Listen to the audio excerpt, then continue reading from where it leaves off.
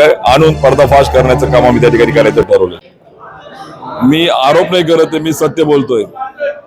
एका बाजूला आमची MIDC आहे, जी महाराष्ट्र इंडस्ट्रियल डेव्हलपमेंट कॉर्पोरेशन, आणि त्यामागे MCIDC म्हणजे Mangesh Chavan industrial development corporation, त्यांचे सगळे सोयरे आणि कार्यकर्त्यांनी मिळून शेकडो कोटीच्या भूखंडातून शेकडो कोटी रुपयाचं गौण खनिज चोरल्याचं उघड त्या ठिकाणी दिसतंय।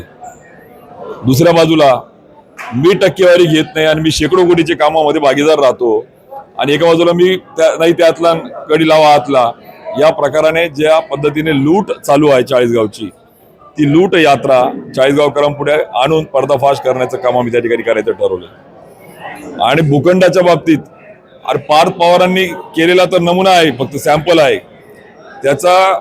सगळ्यात मोठा विद्यापीठ जर असेल तर बाईचे निराचन रायसोनीच्या आणि इतर माध्यमातून भूखंड लाटणारा जर कोणी नेता असेल तर तो गिरीश महाजन आहे। चौकशी करा मुख्यमंत्री महोदय, मग कळेल तुम्हाला।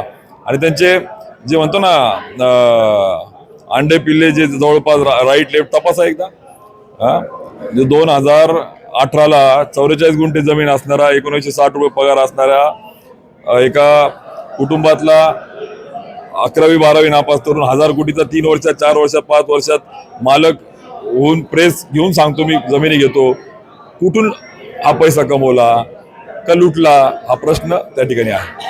त्यामुळे सरकारचा म्हणजेच कराचा म्हणजेच जनतेचा पैसा जर कोणी लुटत असेल तर ते चाळीसगावकर सहन करून घेणार नाही। आणि दुसऱ्या बाजूला तत्वाच्या गोष्टी करायच्या, ज्या योजना आम्ही मंजूर केल्या आहे, आम्ही पायाभरणी केले, त्या पद्धतीने दाखवायचं की आम्ही 56 वर्षाची पाणी पुरवठा योजना आणली म्हणून श्रेय घ्यायचं।